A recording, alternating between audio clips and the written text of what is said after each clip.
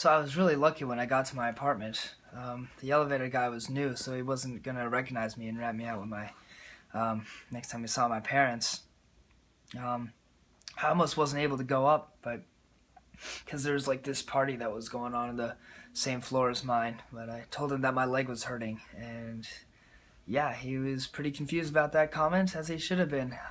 Didn't make any sense.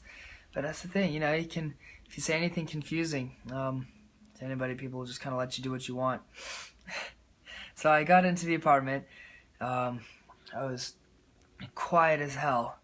I just like snuck in. I really should have been a crook. I didn't turn on any lights and I didn't make any sounds because I didn't want to wake my parents. I mean, my dad could sleep through anything. You could hit him upside the head with a chair and he's not going to budge. But my mom, all you really have to do is cough somewhere in Siberia. So, anyway, after like an hour, I made it to Phoebe's room. Well, it was actually DB's room. She likes to sleep in his room when he's away. But she was sound asleep. Even when I turned on the light, she didn't wake up. Her mouth was open and all. It's so nice. It's funny with kids, they can sleep with their mouths open. That's okay, but when adults do it, it's just weird. So, eventually I lit my last cigarette, and I woke her up. And boy, she was so excited to see me.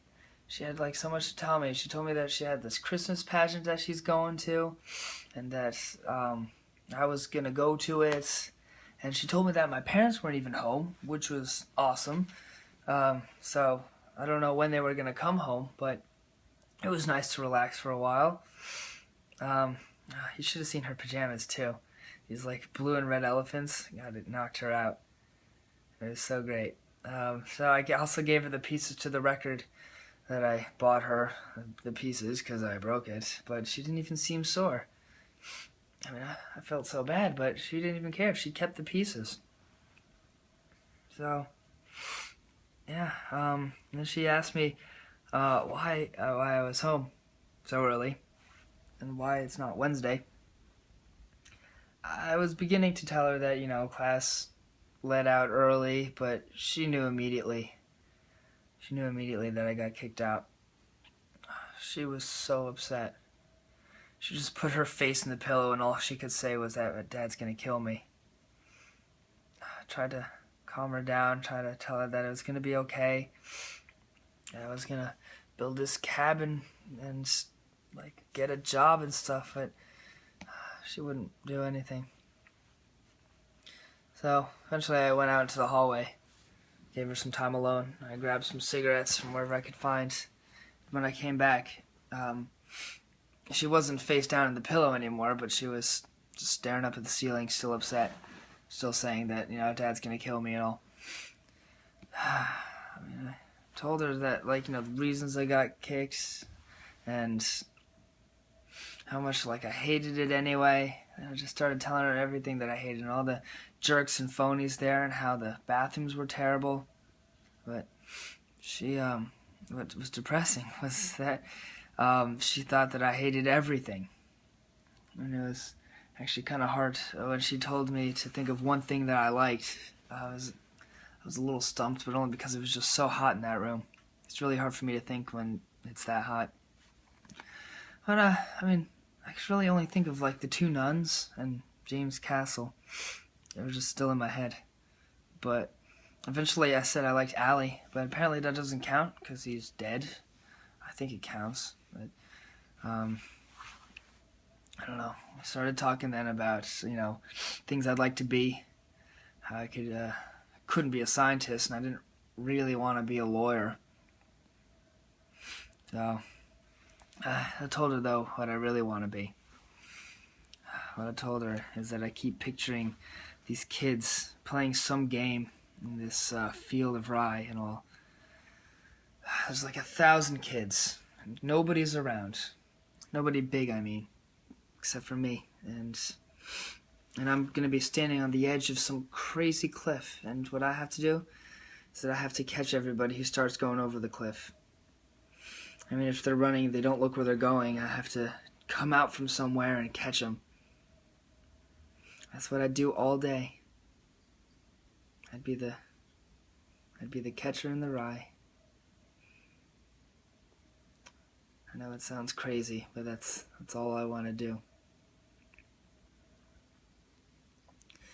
So, after that conversation, I went out to the hallway and I called Mr. Antolini. I told him that, I got kicked out. Mr. Antolini, by the way, was my teacher from Elkton. He doesn't teach there anymore. He's this young guy. He's the coolest teacher I've ever had. So I told him that I got flunked, and he offered for me to spend the night at his place. And he's just so nice all the time. So, he's a young guy too, like DB's age. And I went back to Phoebe's room, and she had turned on the jukebox, so we got to start dancing for a little bit. So that was definitely fun. But shortly after, my parents came home, so I ran into her closet, and gosh, Phoebe covered me up so well. When my mother came up to talk to her, asked her why she was still awake, she was just telling her that she couldn't sleep, and she even asked my mom when I was coming home, even though I had just told her. And she even said that she smoked a cigarette just to cover up the smell of smoke. Yeah. Eventually, my mom went back downstairs, and that's when I knew I had to go. I had to leave right then. So, I asked Phoebe if she had any money, but I realized it was all Christmas money. I didn't want to take it. I really didn't, but after I said it, she just forced it all in my hand. It was a lot of money too. And after that, I just started crying all of a sudden. God, I couldn't stop. It scared the hell out of Phoebe. But so she started holding me, and I started holding her back. We just sat there on that bed, and I was just crying for a while. But eventually, I did stop, and I gave her my red hunting hat. I told her I'd give her a buzz sometime. And then I left. I wanted to take a cab to Mr. Antolini's. I didn't want to, but I just did anyway. I just didn't want to spend her money. She wasn't supposed to give me it all, or any of it, really. But eventually I made it, so I'm here now. I'm in Mr. Antolini's apartment. He's probably wondering where I am. They're downstairs, Mr. and Mrs. Antolini. Should probably go down there and start talking to them.